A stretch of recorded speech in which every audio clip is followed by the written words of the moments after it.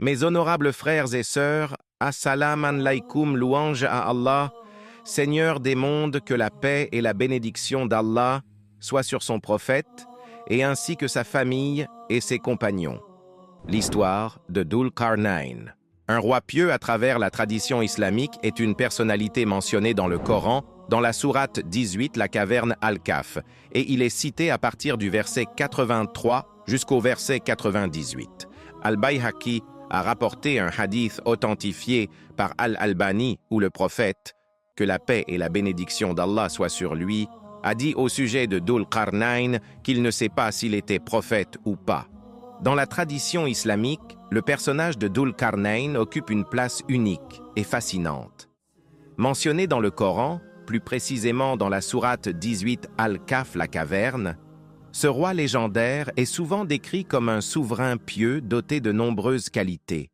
Mais qui était vraiment Dhul Qarnayn et quel rôle joue-t-il dans les récits coraniques? Cet article vous invite à explorer cette figure intrigante en abordant ses voyages épiques, ses interactions avec Gog et Magog et l'énigmatique barrière qu'il a érigée. Origine du récit de Dhul Qarnayn dans le Coran. Le nom de Dhul Qarnayn se traduit littéralement par « le possesseur des deux cornes ». Ce titre énigmatique a suscité de nombreuses interprétations parmi les érudits musulmans, certains y voyant une référence à un aspect physique, tandis que d'autres y discernent une symbolique plus profonde. La mention de Dhul Qarnayn dans le Coran se trouve principalement dans la 18e sourate, Al-Kahf, la caverne où son histoire est relatée en détail. Le Coran ne précise pas explicitement qui est Dhul Qarnayn, mais le récit coranique le dépeint comme un roi pieux et puissant, ayant entrepris plusieurs voyages aux confins des terres habitées. Ces aventures ajoutent une dimension épique à son histoire, contribuant ainsi à sa popularité durable dans la littérature islamique. Selon certains savants, son identité pourrait correspondre à celle de figures historiques telles qu'Alexandre le Grand ou Cyrus le Grand. Cependant, cela reste sujet à débat et interprétation. Les éléments fondamentaux de la sourate Al-Kahf, la caverne. La sourate Al-Kahf, connue pour ses récits riches en enseignements, consacre plusieurs versets à Dhul Qarnayn. Les érudits estiment que le récit vise à illustrer des principes importants tels que la justice, la foi et la responsabilité envers les autres. À travers ses voyages, Dhul Qarnayn fait montre de sagesse et de discernement, agissant toujours dans l'intérêt du bien commun. Son histoire commence par un voyage vers l'ouest, où il découvre un peuple vivant sous des conditions difficiles. Avec équanimité, il leur apporte réconfort et justice. Ensuite, un déplacement vers l'est le confronte à un autre défi, où il montre encore une fois sa capacité à résoudre des problèmes complexes. Chacune de ces étapes met en avant non seulement sa puissance, mais aussi son engagement en tant que serviteur de Dieu. Voyages épiques et défis rencontrés. L'un des aspects les plus captivants de l'histoire de Dhul Qarnayn est sans doute ses voyages. Le premier voyage évoqué dans le Coran le conduit vers le couchant, où il observe le coucher du soleil dans une source boueuse. Cette image évocatrice pourrait symboliser la fin d'un cycle ou le passage à une nouvelle étape. Au cours de ce voyage, Dhul Qarnayn rencontre un peuple désespéré et opprimé.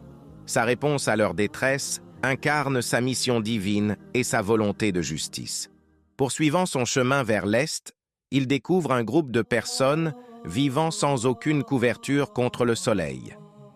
Ici, Dhul Qarnayn n'applique pas de changements radicaux, reconnaissant peut-être la diversité des modes de vie comme une partie intégrante de la création divine. Cependant, c'est finalement lors de son dernier séjour au nord qu'il affronte son plus grand défi, les peuples de Gog et Magog, Yajouj et Majouj, connus pour leur turpitude et menaces contre la paix mondiale. Allah dit dans le Coran, « Ces gens lui demandèrent « D'où Al-Qarnayn ?» Gog et Magog répandent le mal sur terre. « Es-tu disposé à dresser entre ces gens et nous un barrage contre Salaire ?» Sourate 18, la caverne, verset 94. Gog et Magog, Yajouj et Majouj, une menace réelle. Un fissure se produit dans le mur de Gog et Magog au temps du prophète. Paix et bénédiction de Dieu soient sur lui. D'après Sahih el-Bukhari. Zainab bint Jash, Dieu l'agrée, rapporte que le prophète, paix et bénédiction de Dieu soient sur lui, entra chez elle tout effrayé en disant « Il n'y a de Dieu que Dieu, malheur aux Arabes qui sont sous le coup d'un danger prochain. Aujourd'hui, il s'est produit dans le mur de Gog et Magog une fissure de cette grandeur. » Et, ce disant, il fit un cercle avec le pouce et le doigt qui suit l'index. « Ô envoyé de Dieu !» s'écria alors Zainab, « fille de Jash, allons-nous périr alors qu'il y a parmi vous des gens vertueux ?»« Oui, » répondit-il, « si les turpitudes deviennent nombreuses. » Les hadiths, paroles tirées de la tradition prophétique de notre bien-aimé Mohammed, paix et salut sur lui, viennent compléter ce que Dieu, à lui la gloire et la majesté, dit dans son livre saint. Les Gog et Magog, appelés Yajouj et Madjouj dans le Saint-Coran, font partie de la descendance de Adam, paix sur lui. Il est dit qu'ils sont des êtres humains aux mêmes caractéristiques physiques et aspects que nous. Il est dit dans l'exégèse du Coran de Ibn Kathir que le prophète Noé, paix sur lui, avait 3 fils. Sam, le père des Arabes, Ham, le père des Soudanais, et Japhet, le père des Turcs, dont serait issu le peuple des Gog et Magog. Ils sont des signes de la fin des temps. En approchant des terres habitées par les peuples de Gog et Magog, Dhul-Qarnayn se voit sollicité par la population locale pour sa protection contre ses ennemis notoires. Contrairement à toute attente, il ne fait pas usage de sa force militaire directement contre eux. Il choisit plutôt de construire une puissante barrière pour emprisonner ces groupes turbulents derrière un obstacle infranchissable. La description coranique de cette barrière parle d'une structure faite de métal fondu et de plaques de fer, témoignant de l'ingéniosité technique autant que de la détermination inébranlable de Dhul-Qarnayn. Symbole de protection divine et d'effort collectif entre Dhul-Qarnayn et les habitants de la région, ce mur empêche Gog et Magog de continuer leurs actions destructrices. Compréhension symbolique de la barrière. L'érection de la barrière par Dhul-Qarnayn a captivé l'imagination des commentateurs et a donné lieu à diverses explorations symboliques.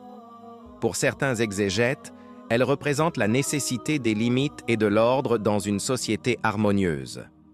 L'action collective impliquée dans sa construction souligne l'importance de la coopération communautaire face aux dangers extérieurs. De plus, la présence continue de Gog et Magog derrière cet obstacle appelle à une vigilance constante, rappelant l'idée que l'humanité doit toujours rester en alerte face aux menaces potentielles. Elle renforce également l'image de Dhul-Qarnayn non seulement comme un conquérant, mais principalement comme un architecte du bien-être collectif, privilégiant des solutions durables aux conflits mondiaux. La localisation de cette barrière. Selon Cheikh Ibn Baz, rahimahullah, la muraille construite par Dhul-Qarnayn se trouve vraisemblablement vers la Chine. Ce peuple de malfaiteurs sortira donc de cette région du monde. Cet éminent savant a émis cette déduction en s'appuyant sur le récit de l'homme aux 2 cornes. Leur réapparition fait partie des faits marquants de la fin des temps.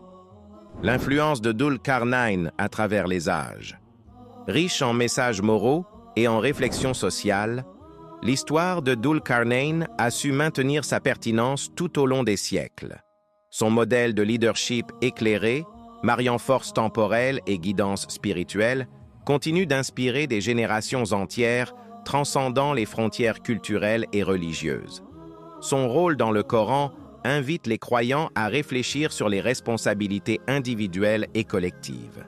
Cette narration a influencé non seulement le discours religieux, mais aussi celui académique, engendrant un vaste corpus de littérature dédié à l'étude approfondie de ses implications historiques et théologiques. De nombreux universitaires ont tenté d'identifier les inspirations possibles derrière Dhul-Qarnayn, étudiant les parallèles historiques potentiels pour élucider cette figure mystique. Qui était véritablement Dhul-Qarnayn ? Dhul-Qarnayn, mentionné dans le Coran, est souvent identifié comme un roi puissant et pieux. Bien que sa véritable identité fasse débat, certains l'assimilent à Alexandre le Grand ou Cyrus le Grand, tous deux des figures historiques majeures connus pour leurs vastes règnes et conquêtes.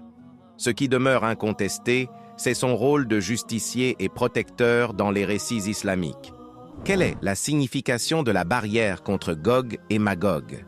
La barrière construite par Dhul-Qarnayn sert symboliquement comme protection contre les forces du mal représentées par Gog et Magog. En plus de représenter la sécurité physique, elle souligne l'importance des efforts collectifs pour préserver la paix sociale. C'est un exemple clair d'une approche proactive dans la gestion des menaces. Quels sont les principaux voyages de Dhul-Qarnayn? Les voyages de Dhul-Qarnayn incluent 3 directions clés. Vers l'ouest, où il a atteint le coucher du soleil dans une mare boueuse. Vers l'est, rencontrant des gens vulnérables au soleil ardent. Et enfin au nord, où il construit la célèbre barrière contre Gog et Magog. Chaque voyage illustre un aspect particulier de son règne juste et empathique. Comment Dhul-Qarnayn influence-t-il aujourd'hui la pensée islamique? Dhul-Qarnayn continue d'être une source de réflexion importante dans la pensée islamique contemporaine. Exemple d'un dirigeant alliant clémence et force, il incarne des valeurs éternelles comme la justice et la responsabilité morale. Ses actions rappellent l'importance de diriger avec sagesse, compassion et vision à long terme pour le bien général. Merci de soutenir la chaîne en cliquant sur le pouce j'aime et en vous abonnant car ça m'aide beaucoup. Et n'hésitez pas à partager la vidéo car ici on augmente la foi. Que Dieu vous protège. Assalamu alaikum.